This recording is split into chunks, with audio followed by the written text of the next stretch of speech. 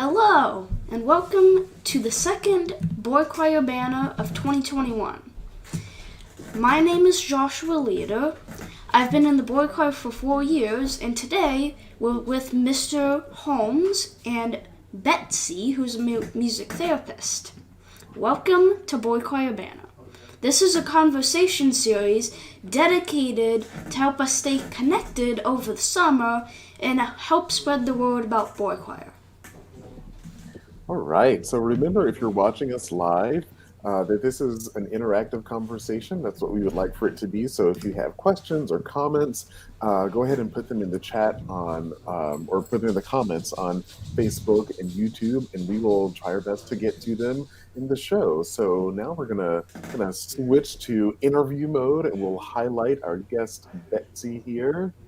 Wait, that's highlighting Josh. Now we'll highlight yes. All right. Take it away, Josh. So, for those of us who don't know, can you explain what music therapy is exactly? Sure. So music therapy is the process of using music to work on non-musical goals. So depending on what your interest is, you might work as a music therapist. You get a really broad range. It's an undergraduate degree. And you get a broad range of being able to work all the way from like working with babies to adults, older adults in maybe who are in retirement homes or even who are in hospice. So it's a really wide range. And if you have an interest in working with kids in the schools, you might help them work on school type goals. For example, if someone doesn't have a whole lot of what's called motor and their fingers don't work quite as fast as some people's, or they're not quite as strong as other people's. And so they're having trouble maybe learning how to hold a pencil. Maybe they want to eventually learn how to type at a computer keyboard. A music therapist might work with them and help them learn how to play the piano, but not just to learn how to play the piano, but through playing the piano, they'll learn how to type at a computer keyboard. But maybe what they love is the piano more than learning how to type at a computer keyboard, because that's not nearly as much fun as playing the piano, right? No. We all know that as musicians. Yeah. So that's kind of an example of how we use music in a non-musical way. We sneak the work in there. Awesome. Thank you for that explanation, Miss Betsey.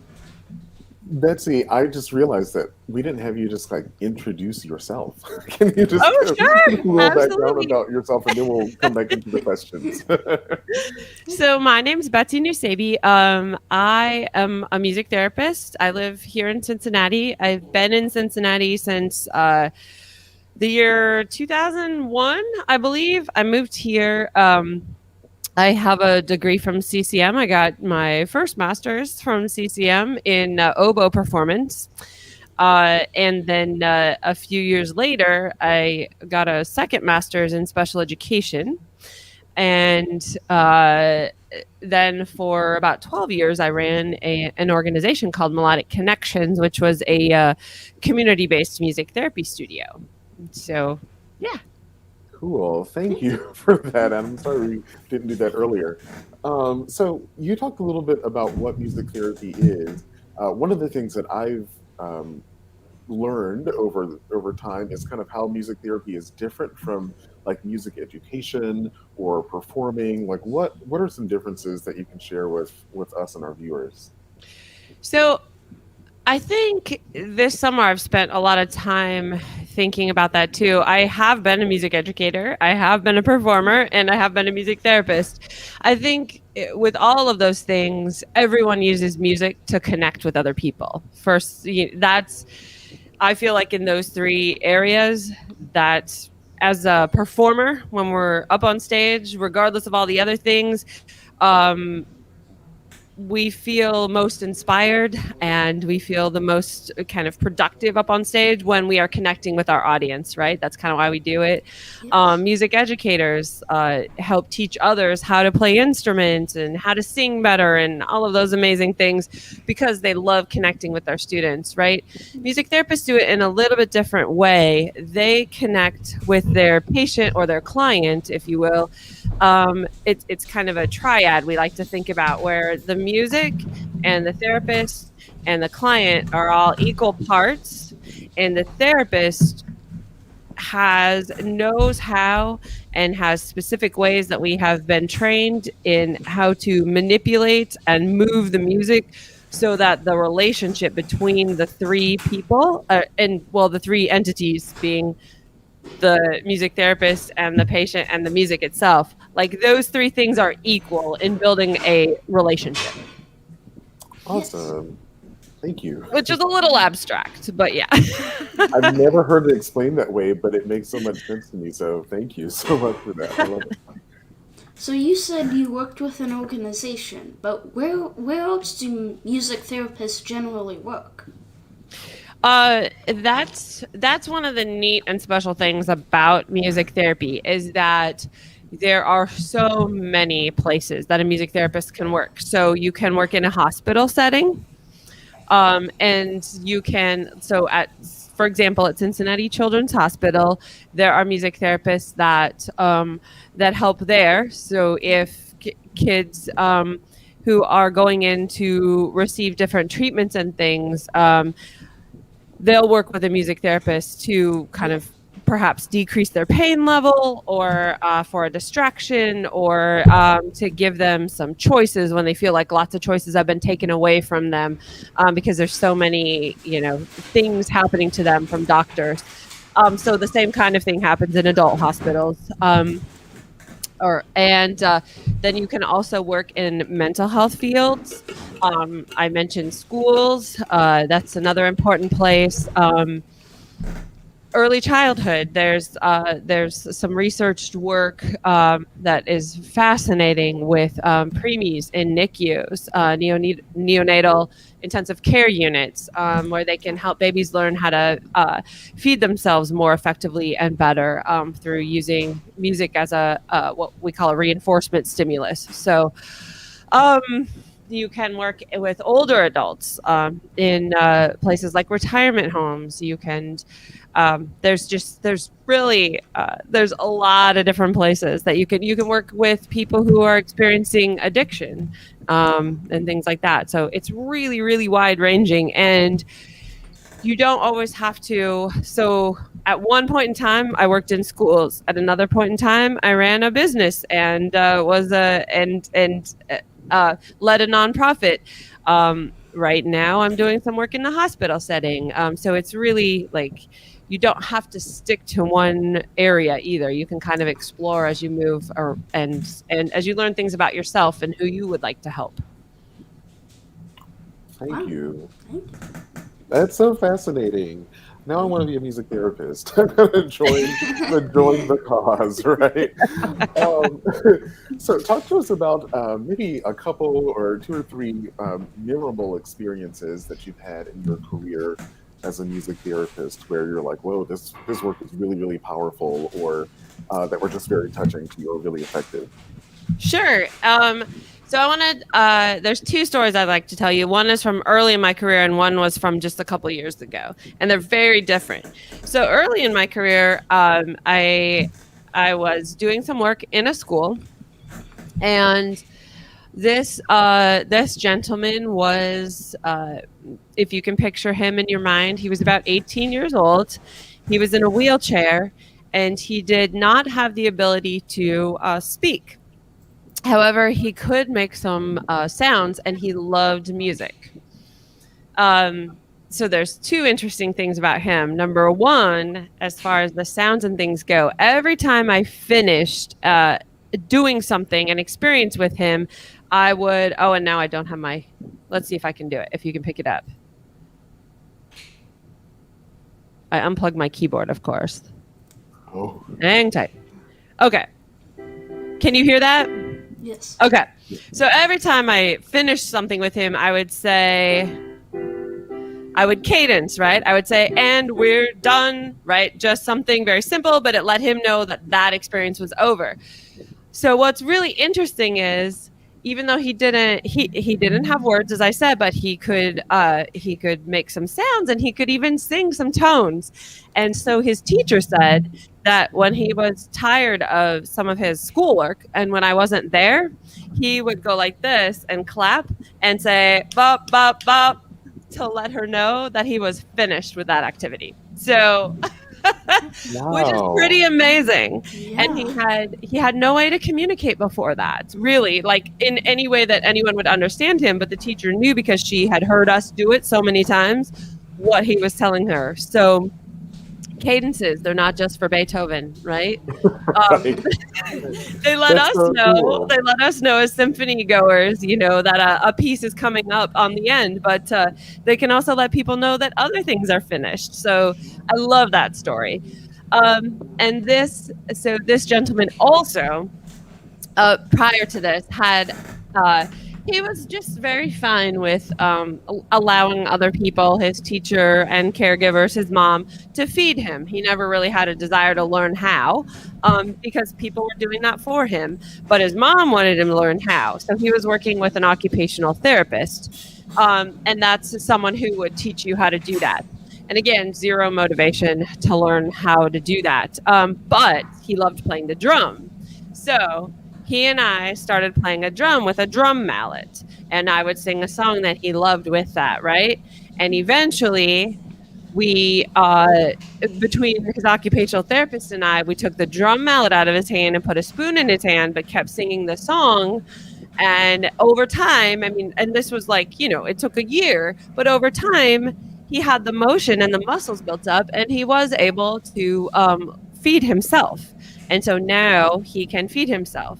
So those are some really, really concrete and I think just amazing things to help someone with. So that was something that happened early in my career, and it really gave me some forward motion into seeing the power of what music can do and how it can help people in their lives. Later in my career, I spent a lot of time really working on how to help people develop their gifts. So not necessarily looking at, what do people have that other people would like to fix, but how can we just highlight gifts and help people join communities? And so through that, I started studying this thing called asset-based community development. So, and that's really helping communities come together through contributing the gifts that they have to different situations. So through that, I developed this thing called Common Time. And it was a gathering of people. Once a month, we would have this at the studio. And if you were in the room, you were a musician. And it was a jam time. And we had, like, if you were a little shy, or you had come with someone who really wanted to play the guitar and knew how to play the guitar well, you could play an egg shaker, or you could play a drum or something like that. But there were also keyboards in the room and guitars, and we had microphones. And so in some way, shape, or form, we wanted you to use your voice. And then we would invite musicians to come and lead this, right? So now we're involving musicians and music therapists, and often there were music educators in the room too, who were interested in how we were doing this stuff and how we were helping people learn how to play an instrument fast enough that they could jam with other people, right?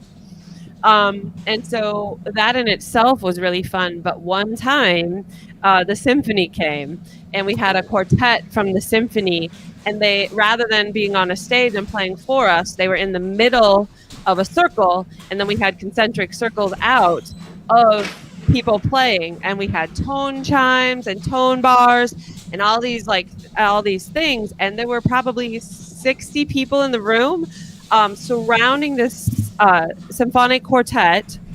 There were 5, and there were 3 string players, an oboist, and a bassoonist, and they played Pachelbel's Canon, and everyone in the room played something with them.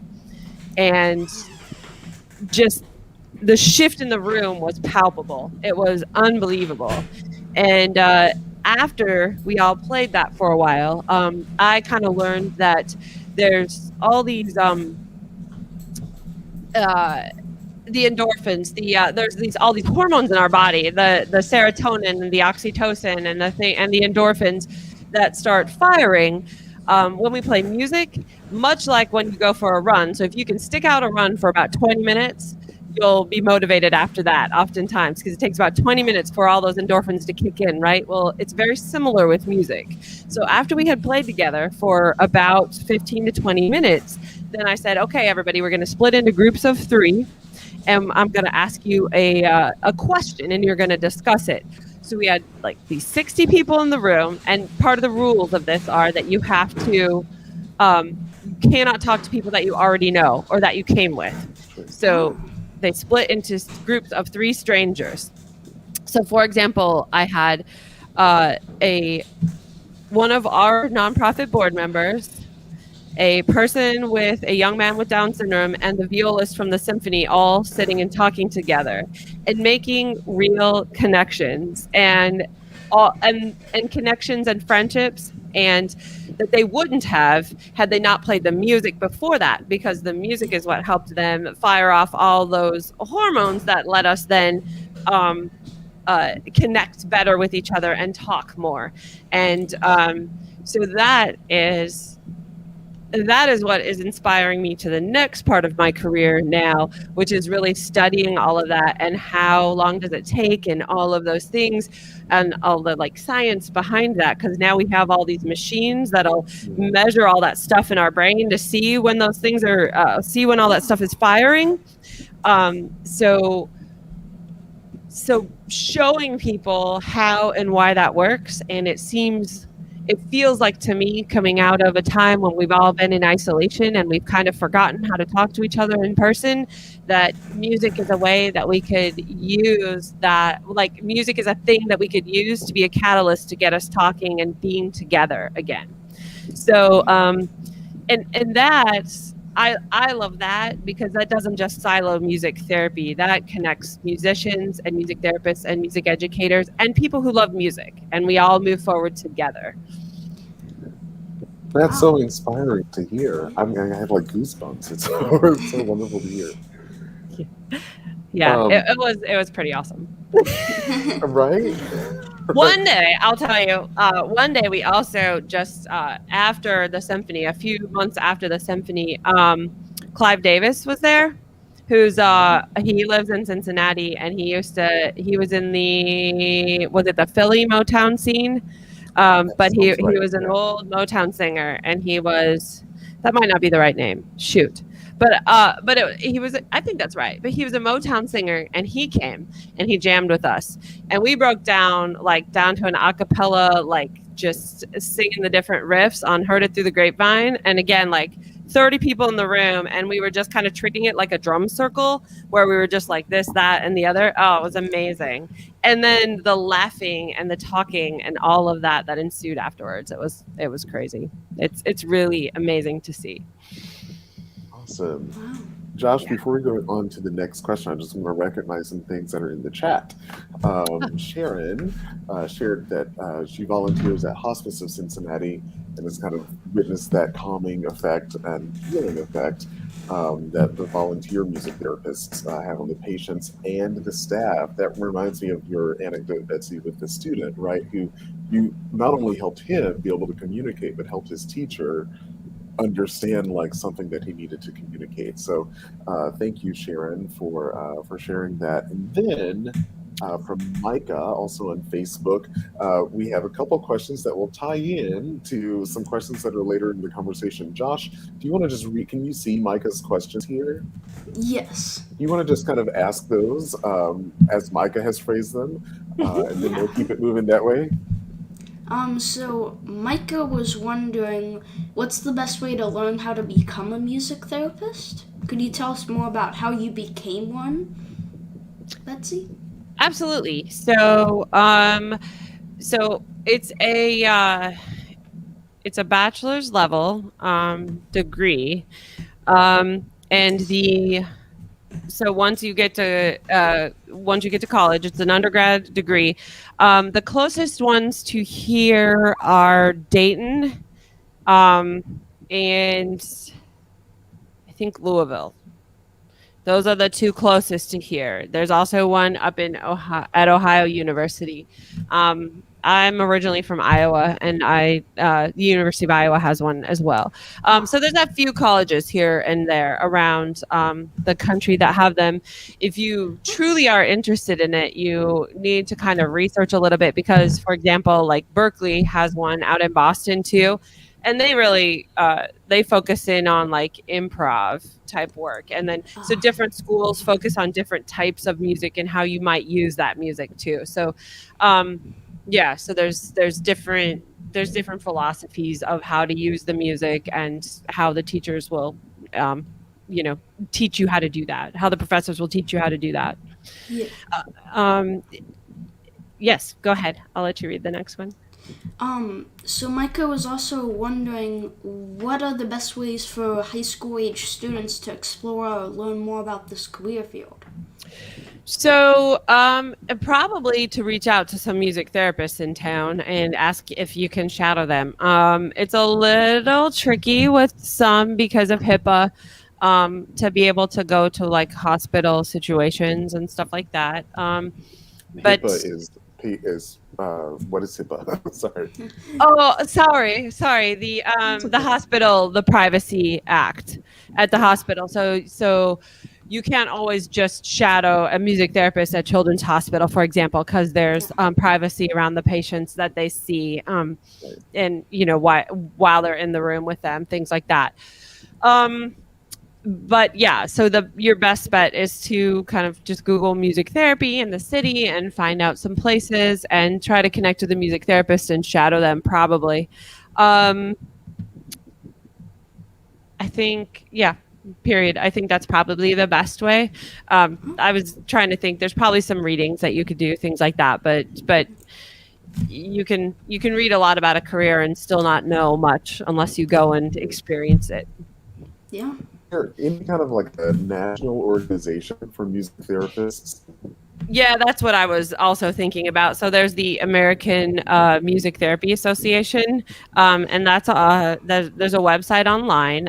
It's musictherapy.org. Cool. Mm-hmm. All right.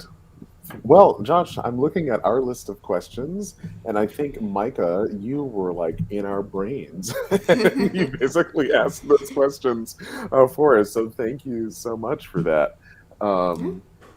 If you're watching and you have any more questions before we wrap up here, please be sure to put those in the chat. Josh, did you have anything that came to mind? Yeah, so Miss Betsey, was being a music therapist your dream job? I thought about this one as you sent me that, and it's funny, just I think when you graduate high school and you are thinking about college, you think, I need to decide what I want to do for the rest of my life. And then when you graduate college, you think you should get a job and it should be something that you are going to do for the rest of your life. And I will tell you that so when I first went to school, I wanted to be I started as a double major in oboe performance and pre-med, and eventually decided that this was a great way to marry both of them and have a little less stress from chemistry. So and making reeds, geez. Yeah, all of the above, right? Yeah. So between the reeds and the chemistry, I was going to burn out before the 4 years were over. So yeah, this was a nice way to marry the two. But then, that was one thing that I just wanted to impart to everyone, is that life takes lots of windy roads and it's okay. And so, I moved to Cincinnati to try oboe performance. And then I decided that making reeds and spending lots of time in a practice room wasn't, no, that's not. Is that me? My battery's exhausted? Yeah. So. Looks like it. That's weird. Okay, hang on. Sorry. Oh. I will jump in while you're kind of getting the battery thing figured out. That's so true. A dream job, and some people do land in their dream job, and it's what they Yeah. wanted to do. But sometimes the route to get there or the route to get there is just so windy, right? Yeah. Or maybe you find yourself creating your dream job as you go along. So who knows? I love that question, though. Yes. Sorry, that was my There we camera go. battery. I was watching my laptop battery. So yeah, Oh. so exactly. Mr. Holmes.